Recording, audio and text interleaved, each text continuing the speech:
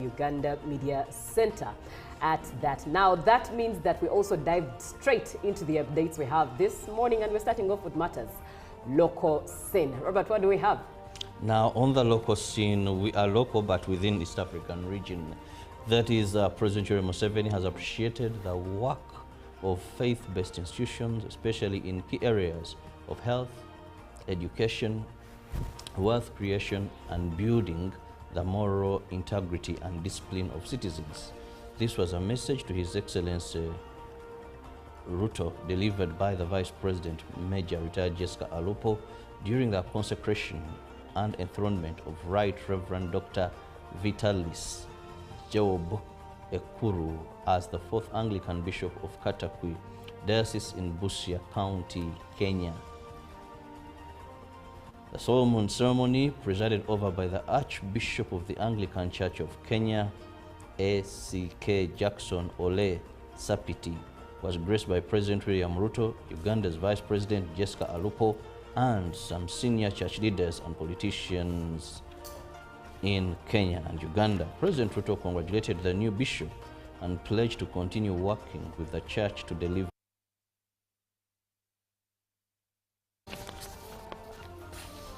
The Speaker of Parliament, Jacob Maxon Oboth, has challenged residents of Bukedia sub-region to embrace government poverty alleviation programs, warning that economic empowerment is key to producing strong leaders and transforming the region. Speaking during a Thanksgiving ceremony for West Budama North East MP Owere Richard Machina in Papaya Sub-County, Tororo District, Oboth said Bukedia has for years lagged behind because many households remain trapped in poverty. He likened the situation to a church, saying people with limited economic meanings are often overlooked for positions of responsibility. The Speaker urged residents to actively participate in government wealth creation programs, including the Parish Development Model and Emyoga, to improve household incomes and strengthen the region's development. The Thanksgiving ceremony also marked the launch of the Education Support Fund for outstanding learners in West Budama Northeast constituency. More than 100 million shillings was raised through cash contributions and pledges to support bright but needy students.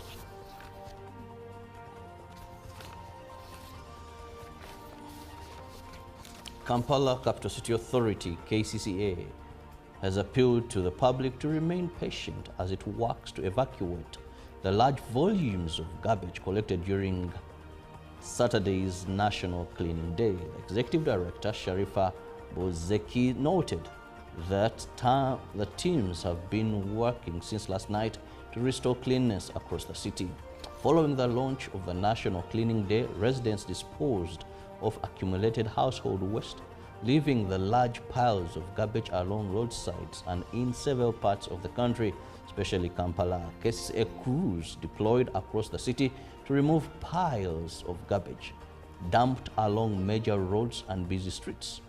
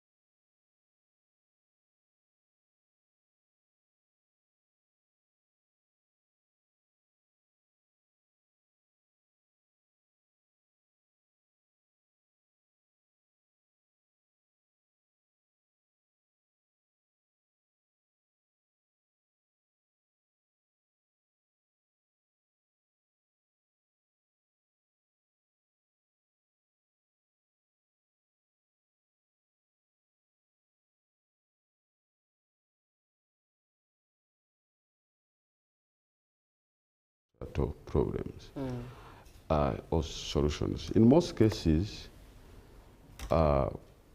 different researchers, we do carry out research. But policy that actually looks into societal challenges, in most cases, never gets an opportunity to know what different researchers are engaged in. Right. So whenever an opportunity, a platform is availed, it connects the researcher, the research findings, and the research findings inform policy. So the policy this time is able to rely on evidence or research findings in order to sort societal challenges. So the conference, and it's basically a link to ensure that the research findings find a platform to inform policy. So that is how a platform like a conference is able to translate into solutions to the societal problems. Right. Yeah. Therein, allow me ask, then who is invited to the conference? Okay, thank you so much. Who is invited to the conference? We have a range of invitations. We have postgraduate students. We have researchers, both junior and senior. We've invited development partners. We've invited private sector. We've invited industry players.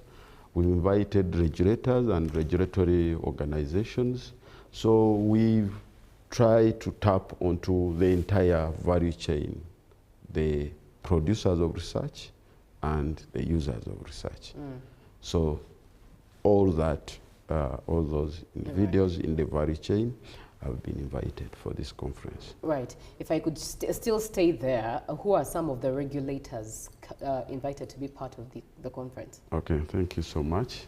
The key regulator of research in the country is actually National Council for Science and Technology. As I began with, National Council for Science and Technology has partnered with us to host this conference, so they are right part of the conference as a key regulator, but also the regulator is working with other key partners, and all those partners have been invited.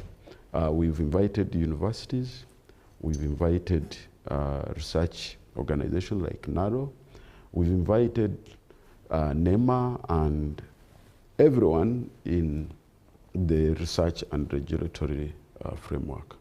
Everyone is invited. What opportunities does this conference present to everyone who's attending to it?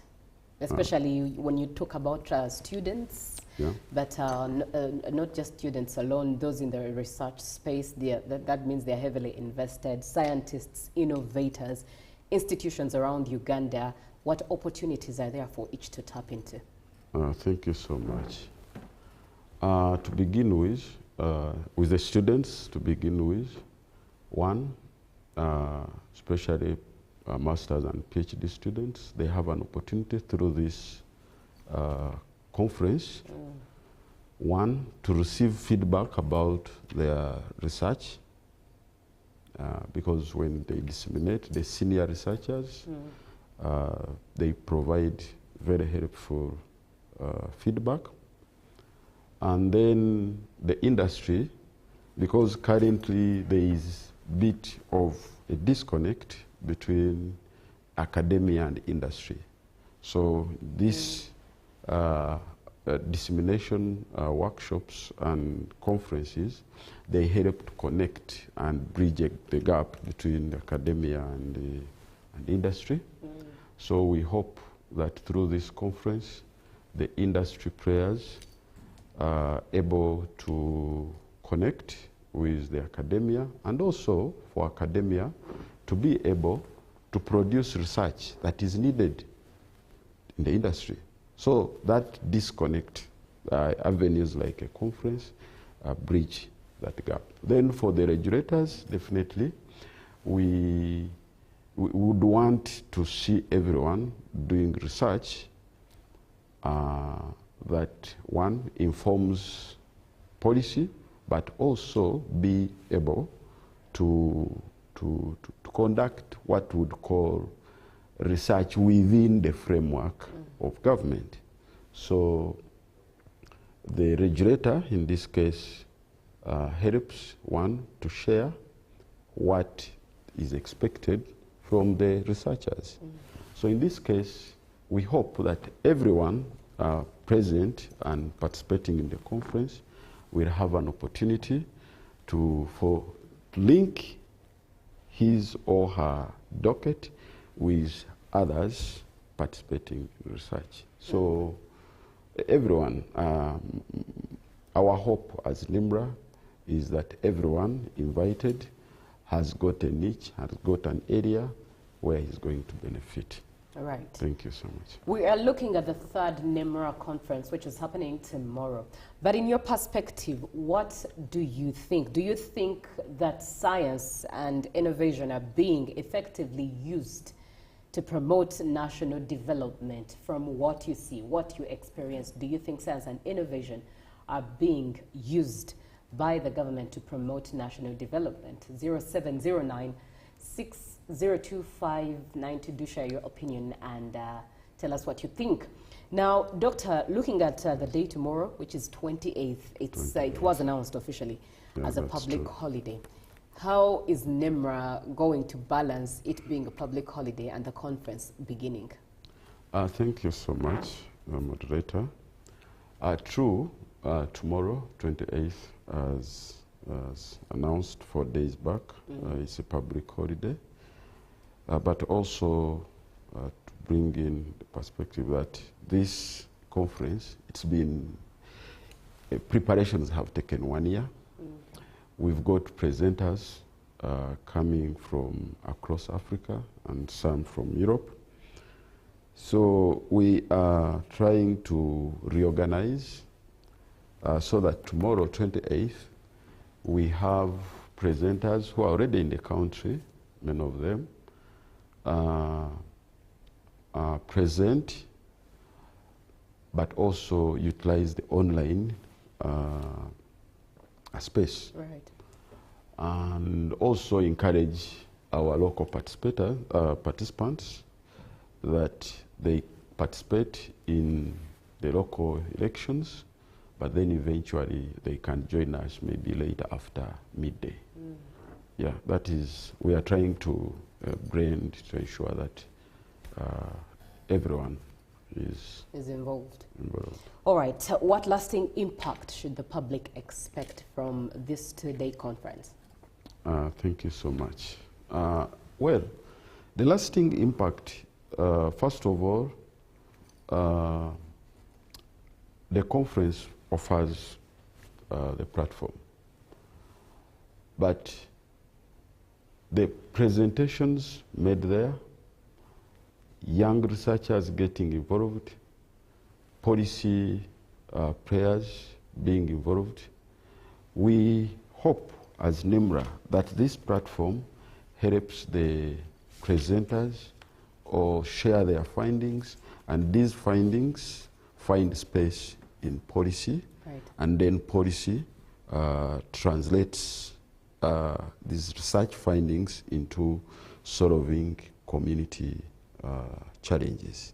So the lasting impact is in the translation of the research findings shared during the conference into policy and then into societal challenges. Right. So that is the lasting. Spring to mind is the fact that Uganda faces a challenge of having one of the most beautiful policies across different sectors. But unfortunately, many a times, these policies are beautifully written and never implemented. And I understand with regulators being present at the conference, that means you're having an opportunity to speak, or the different players are having an opportunity to speak to government players who help make these policies impact into real action. Yes. What would you say to any government official watching, and they're looking forward to being part of the conference, or inviting, if you could interest them, pick interest in being at the conference, so that ultimately this problem in itself is solved? Yeah, thank you so much. Truth, as you put it, definitely we've made an effort to invite policy, government, and MDAs. As you've indicated that there are good policies written but never implemented. I don't actually want to think that actually most of the policies are good on paper and they are not implemented. But it's just that maybe the implementation maybe takes a slow. But at the same time, there is no way how implementation would take place through policy without research. Yeah. So on our part, we do our part. Since we've invited policy makers, we hope they will pick.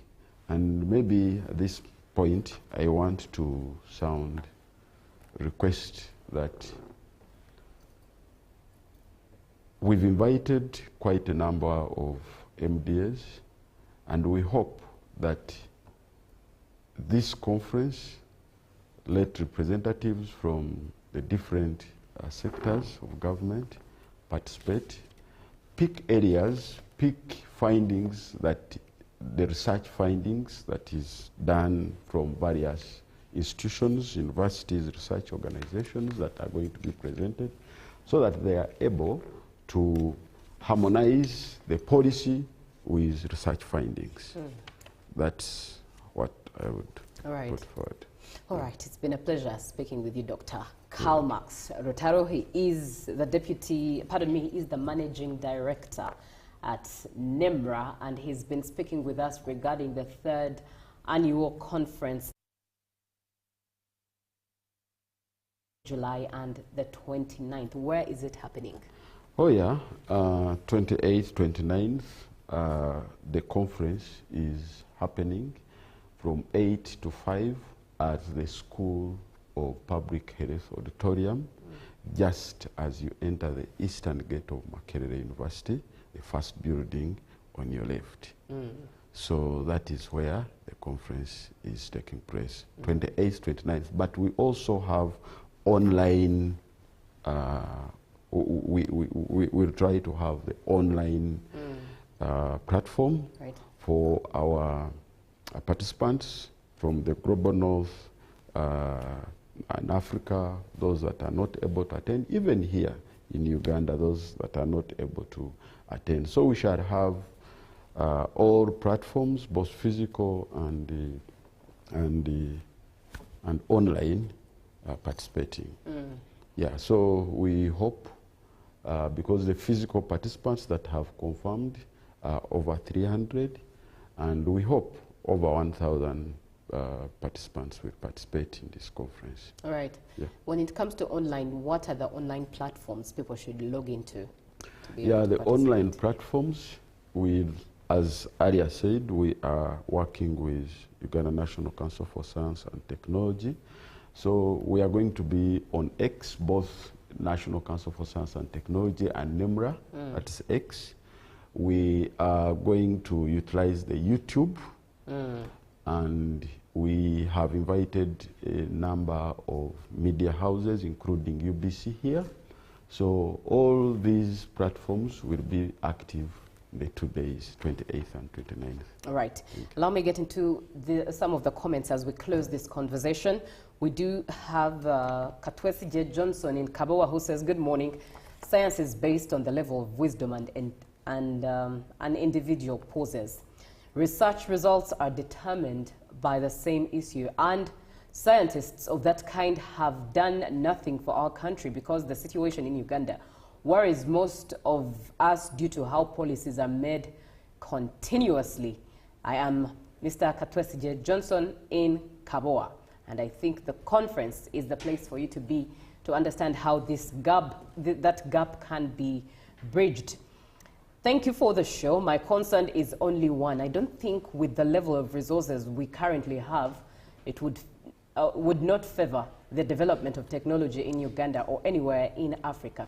If one comes up with an innovative idea, but for lack of resources, the idea, that's the idea, then it just becomes an imagination. So I don't see any improvement and contribution of technology in Uganda unless quick and easy access of resources to school children is made so viable and free. Thank you, Amiyaba Mohaka from Entebbe. Two viewers who seem to feel a distance. As we begin to wrap this conversation, what would you say to their opinions? Yeah, thank you so much, and thank you, Mr. Katwesije and Mr. Yaba from Entebbe.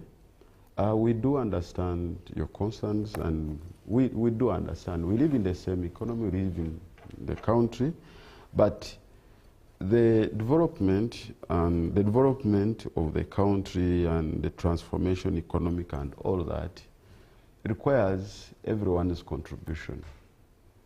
Mr. Katwesije, Mr. Yaba, and every other person. Yes, resources may be limited, but what are you doing with the little that is there? So we've seen over a period, we've seen there is growth. There is growth. It is visible. Anyone can see. So you also notice that currently our conference is looking at the 4 pillars the government is looking at to transform by 2040 through the Vision 2040, the ATMS, the agro-industrialization, the tourism, mineral development, and the science and technology. One by one, you notice that there is growth. Yes, it might not be, you might not be feeling it as an individual, but at least when you peep, you can see there is growth. So one thing I want to ask our viewers is that it's our individual responsibilities to come together through some of the avenues like a conference. We learn from each other, we put our efforts here and there, and then we see how to support in the growth of our country. Matthew here says, I'd like to attend the conference. How much is the fee? Thank you so much, Matthew. The fee, we've actually subsidized it, but we think just $30, about 100,000. Right. So you can check or log on to our website, NEMRA, and then there are avenues for paying. We pay through PesaPal and also depositing money direct into the bank at DFC, the account at DFCU. So we want to call upon every other person, both in science and even members of the community. Come, participate, learn, and it's some of these avenues that you get actually to see that the country has grown, it's moving, science is developing. So I want to call upon every individual, every Ugandan, spare some time, join us 28th, 29th at the School of Public Health, Auditorium, Makerere University, and participate. Thank you. All right, thank you very much, Dr. Kalmax Rotero. It ends us here. Up next is JMU Tourism Express. We do have business and the agenda up ahead. And of course, it's Monday. Sports will be coming back, so stay tuned.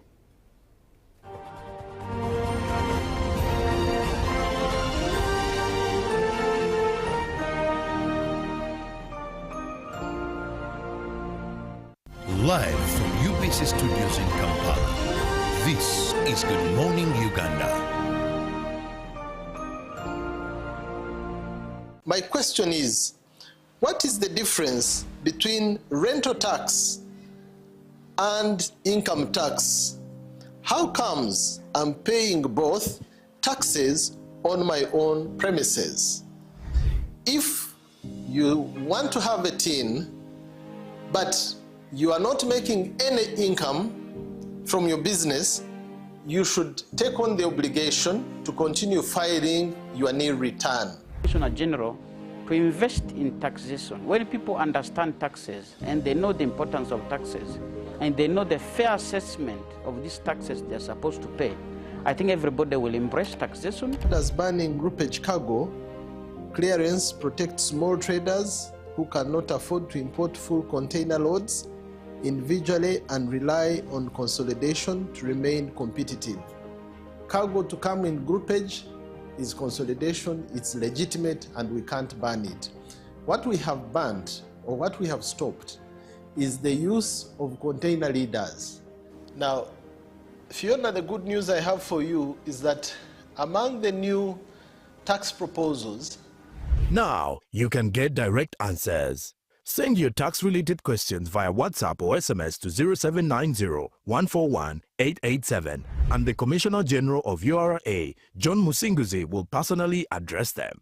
Tune in to UBC News Tonight every Monday and Wednesday for expert insights and clear explanations. Booza Commissioner. In a nation hungry for truth, a world where every story matters, there exists a beacon of trust and reliability. For decades, they've been our voice and our window to the world, holding the mirror of our history. With 4 TV stations and 11 radio channels spanning 27 languages, they stand as guardians of information, defenders of truth. With Mascari Heritage Advantage, they uphold every citizen's right to reliable and free information. Their archive stories shaped our past and illuminate our present. Yet now, as new challenges arise and the world evolves, their mission faces its greatest test yet. Be part of our journey and let's navigate the unknown, uncover the untold, and safeguard our future together. Tune into your public broadcaster, for it is the intersection of trust and truth. Because to UBC, your story, and every voice matters. UBC, inspiring Uganda.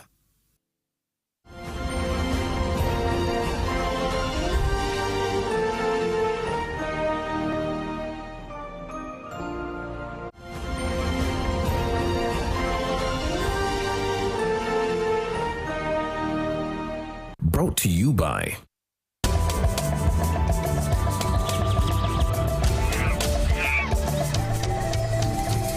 Uniquely Ours. Explore Uganda. My name is Susan Nakauchi. I'm the State Minister for Tourism, Wildlife and Antiquities. I'm here with this great team from Ministry of Tourism, from CTC, that's the Conservation through Commercialization, from Uganda Wildlife Authority, and the Fourth Estate. We are at a place called CTC. CTC is in the central part of Uganda. It's in Butambala district. Actually, it's at the border of Butambala and Mpigi. It's so close to Kampala. It's 1 hour's drive from Kampala. And if there's no traffic jam, it's half an hour from Kampala. We're here, we've been checking on the animals, the wild animals. But these are friendly wild animals. We've been feeding the giraffes, lions, zebras, iguanas, lemurs, tigers, antelopes, snakes, and so much more. The list is endless. But this is proof that really Churchill was right. Uganda is indeed the pearl of Africa. Where do you find this experience? This is a once-in-a-lifetime opportunity for you to come and enjoy and see the gifts of nature that God gave to this great country. I want to thank Thomas, the vision bearer of CTC. Really, he thought outside the box. I mean, it shows me that Uganda is a land of opportunities. Indeed, Uganda is better than any other country in the world. You will not have lived until you visit Uganda. You will not have seen the world until you visit this great nation near the equator. called the Pearl of Africa, and that's in Uganda. Guys, we work so hard. You're the engine, but you don't enjoy the benefits, the proceeds of your hard work. Heaven starts here on earth. Come, visit and explore Uganda. My fellow Ugandans, it should be a consolidated effort for us to market our great nation. It cannot be done by me alone. It cannot be done by the Ministry of Tourism alone. It cannot be done by Uganda Wildlife Authority alone, but it can be done by me and you. All of us together. Not even the sky can limit us. Come and enjoy the Great Pearl of Africa. Spare some time. Today is a Saturday, it's a weekend. What a way to relax. Even the breeze around here. Man, I want you to come and experience this by yourselves. I can tell you the stories, but you can tell your own story first hand. So, Ugandans, let's do this. The rest of the world, wherever you are, the time is now. Come visit Uganda. Uganda is free of Ebola. We don't have even a single case of Ebola. We don't have a single person in isolation over Ebola. It's the haters hyping it. But as a country, we are safe and sound, as you see us here. We don't have a single case of Marburg. We are here. Come and join us.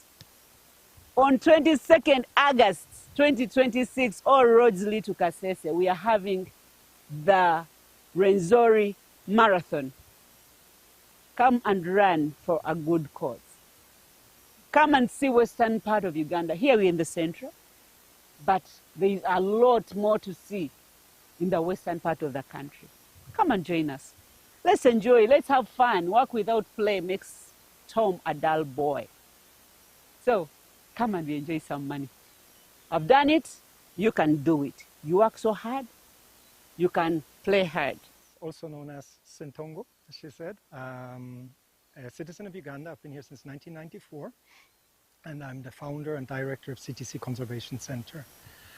We're very happy to have hosted the minister today. Also to clarify a few issues, we saw some funny newspaper articles saying that we shouldn't have interaction with animals, but we're very happy that this is appreciated and that it's an experience which really sticks with you, because seeing animals in cages is different from actually getting up and close with animals. Those are memories which last, especially with children. It's something they remember for life. Touching a lion which is friendly, that's something you keep for life. So we're very, very happy with the visit. We are currently still expanding. We're right now on a new piece of land we bought, which is 52 acres, which will be an elephant sanctuary in future. We've just been licensed for that. Other than that, we have a huge diversity of animals. We have giraffes, we have hyenas, we have lions, we have snakes. We have really a huge diversity. So anyone willing to come or wanting to get closer to animals, learn about animals, these are educational tours. All tours here are guided. So please, if you want to get up and close with animals and learn more about them, you're most welcome to come to CTC Conservation Center in Butambala.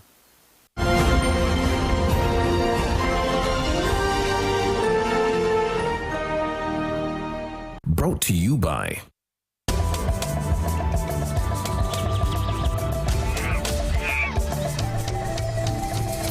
Uniquely Ours. Explore Uganda.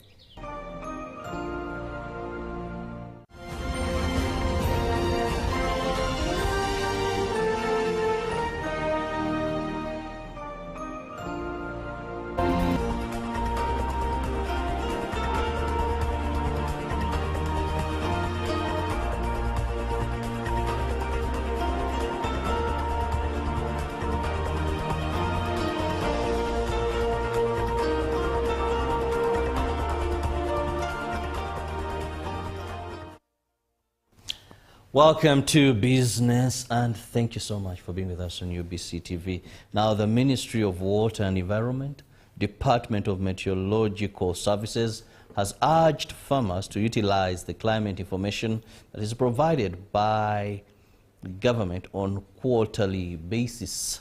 Now, the principal meteorologist in the Ministry of Water and Environment, Haj Abubakar Kalema emphasized that climate information is important for farmers.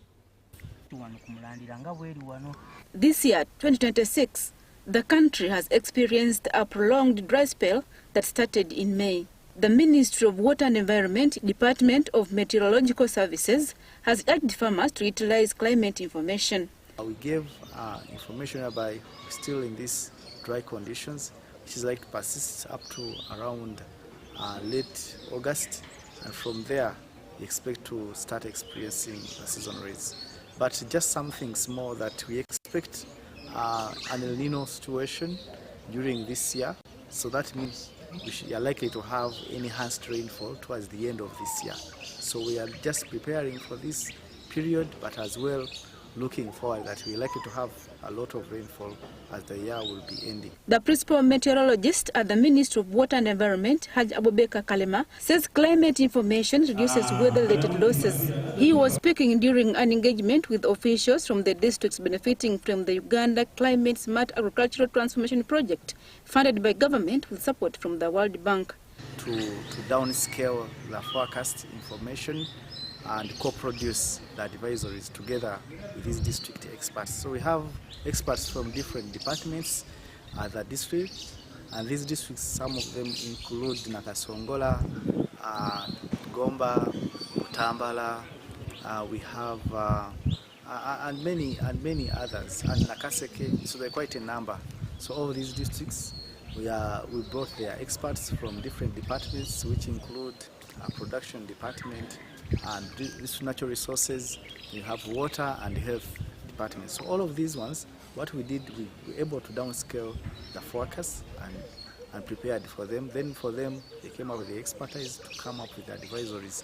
What should the people do? How can we help our people not to be affected by the predicted weather? Farmers have therefore been urged to use affordable irrigation technologies to produce food. You were here some time back when the president was demonstrating how to use bottles. Bottles are just waste which is just there, degrading environment. But these farmers can use these bottles. Instead of looking at them as waste, farmers can use them to irrigate, to water their plants until the rain comes. But if they don't have information, farmers will not know that with a bottle you can water your plant, you can water your coffee until the rain comes. So there is no resting. When we rest, we shall have hunger, we shall face hunger. The Uganda Climate Smart Agricultural Transformation is a 6-year project implemented by the Ministry of Agriculture, Animal Industry and Fisheries in 69 selected districts to increase agricultural productivity, enhance market access, and build climate resilience for smallholder farmers.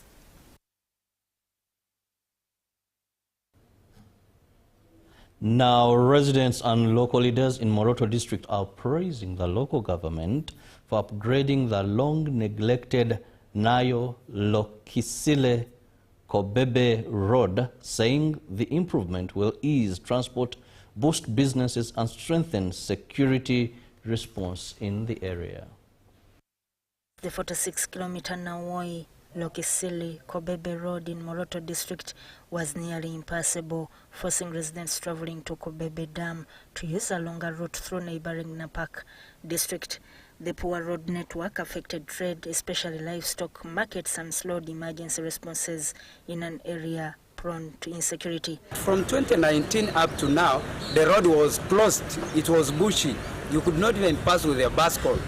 But now people were just sneaking just to pass. And Moroto, when you wanted to go to Kobebe, you pass via Lopei. We have our communities there who are settled in the new area. So the road has been a nightmare for us to reach there. Local leaders say poor road connectivity has remained a major challenge in Moroto, partly blaming misuse of road funds and poor quality works by some contractors. Especially Nawanatau Achere Road. You will see that the bridge there, which we have the health facility across in Achere, and then we have also a primary school there. So it is, the bridge totally was not done. The other 2 financial years, that is 2023, 2024, 2024, 2025. I feel that the money was wasted. There was no value for money. Ayepa also accused some political actors of interfering with technical officers, affecting effective implementation of development projects. There are those ones when a civil servant is doing good work, because maybe they have their relatives there who are also civil servants who want to corrupt the system. You will get them always trying to interfere with others who perform well. In the financial year 2025-2026, Moroto District Local Government used part of its 1 billion shilling road fund to grade and maintain community access roads. The Nawoi Lokesili Kobebe Road was upgraded at a cost of 823 million shillings. The works included 1 bridge, 3 drifts and 9 vented culverts aimed at improving access along the route. Rubbling, about 20 kilometers, heavy grading about 40 kilometers. We have a 1 bridge that is 1 2-cell box culvert and 3 drifts, most people call it Irish bridges. There are 3 reinforced, and then we also have 9 vented culverts. Residents and leaders welcomed the upgrade, saying the road will reduce travel time and improve rapid response to insecurity. For about 25 minutes to be in Kobebe, which was used to take us hours, almost a half a day to go there. Even going now, last time to Kobebe, we have been paying here 25,000. But now, the way the road is now okay, we have started paying 15,000. About the border. They were concerned that several seasonal rivers along the road still require additional bridges, which were not covered due to limited funding. There are very big rivers which need big bridges. We are planning to meet the Ministry of Works. If there is a way they can take charge of those big rivers in order to put big.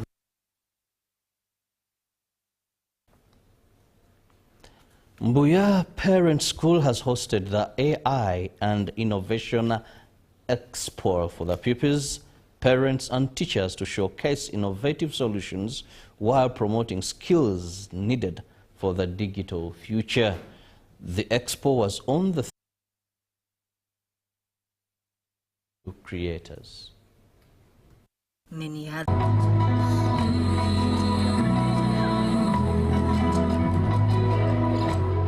held at the school sports arena. The expo highlighted pupils' innovation to solutions in agriculture, climate resilience, garbage collection, business and security, and many others. Making sure that our children are given a foundation on which they will stand to embrace AI positively and be future job creators, not future job seekers. Learners also demonstrated skills in creativity, critical thinking, collaboration, coding, communication, curiosity, problem solving and digital literacy. Headmaster Isiko Moses said the school is embracing artificial intelligence and urged parents and teachers to support children in adapting to AI. When schools prepare these students very well, they will be joining their secondary level, and should those secondary schools actually do what we have done at this level, they will support their children to ensure that they do all it takes to suit in the changing world. Parents applauded the initiative, describing it as a practical way to prepare children for tomorrow's world. They are equipping our children with a skill that will enable them even in the future, that will help them to overcome home challenges. When we are thinking of the future or the tomorrow or the learners of tomorrow, we require to give them core skills. We are grateful that you are helping our children not just to learn to cram and answer, but to learn, understand and use the knowledge. Pupils expressed pride in developing solutions that address real-life community challenges. When I leave school, this knowledge I've acquired will help me to build other modules, and I will be self-employed. This skill I have will help me in future, like maybe I'm looking for a job and I don't have a job. I can make these products, sell them and make some money. To the shopkeepers, this is an advantage whereby reduce on the money you spend paying workers because you're not going to pay the machine. So you can put the machine, as it is working, it gives you time to be doing other specific projects.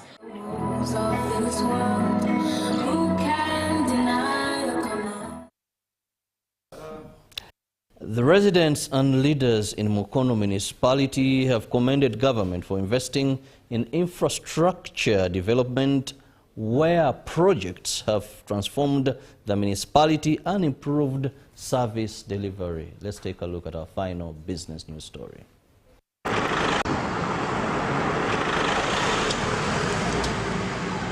Ministry for Kampala, Capital City and Metropolitan Affairs is implementing an infrastructure improvement program to enhance mobility within the Greater Kampala metropolitan area. Mukono municipality received Uganda shilling 48 billion to upgrade key roads and other public infrastructure.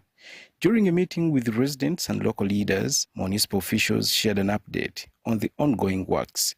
The head of the technical wing, Francis Byabagambi, commended the ministry for its support in delivering quality projects. That lot 2, which is the road that comes from Kono districts to the cathedral, to Kame, and then another spur to Nabuti. That road is now substantially completed. We are really very happy with the contractors that they have managed to complete this road. And I do believe that for most of you who have used the road, you have really found that the workmanship has really been very good. We thank the Ministry of Kampala because they have really been very handy.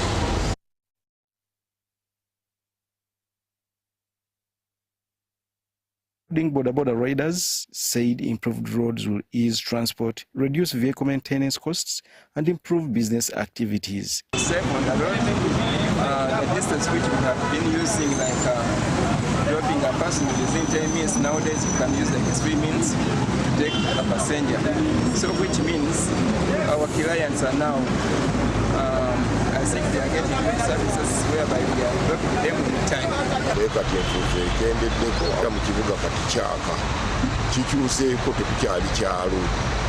Otambula ku makubo agawedde ng'ettaala zaaka bulungi nga tawuni yonna etangaala bulungi. Beyond road infrastructure, the government program also includes the construction of modern markets. Town Clerk Francis Byabagambi provided an update on the progress. The design for the market. The design for the market is now with us. We have gone again in the market to re-register the numbers of vendors we have in the market. And we have requested the Ministry of Local Government to help us in that regard, so that we can have an external body that is going to help us with the registration, establish clearly the number of vendors that we have in the market. So that one is being done. In the health sector, the Principal Health Officer, Dr. Sylvia Nannono, said the department has strengthened service delivery for a health population. This last financial year, 2025-2026, we've done quite a number of projects, and one of the projects is the construction of a theatre at Goma Health Center 3.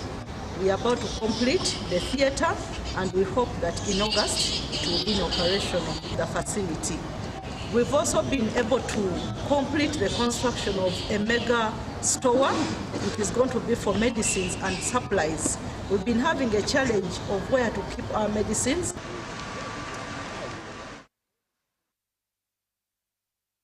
Now let's take a look at what the Forex have as of Friday, July 2024.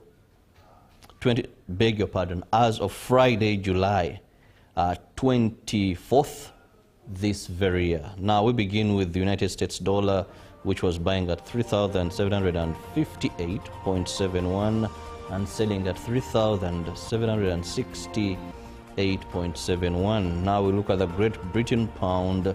That was at 5,005.84 and selling at 5,020.29. The euro was at 4,278.53 buying and selling at 4,290.67. The Kenyan shilling was at 29.00, selling at 29.12, and the Tanzanian shilling was at 1.41 and selling at 1.43. The Rwandan franc was at 2.54 and selling at 2.57. That is as of Friday, the 24th of this month. Now that brings us to the end of our business stories. We'll go for a break. When we return, Julie will be here with the agenda. Keep it with us.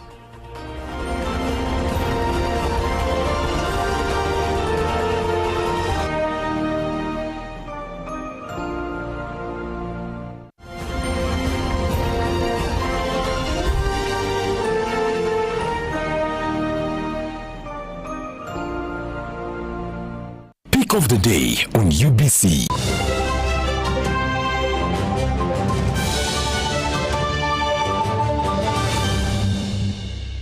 Was brought to you by I'll call you every day, yeah yo, baby dondolo. You can now get all the Chibuzi out with MTN voice bundles. Call all networks, Kubei Dondolo. Buy a 25-minute voice bundle for only 1,000 or buy any daily voice bundle of your choice.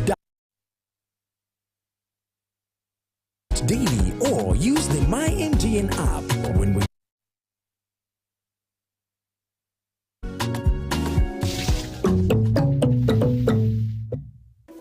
In a nation hungry for truth, a world where every story matters, there exists a beacon of trust and reliability. For decades, they've been our voice and our window to the world, holding the mirror of our history.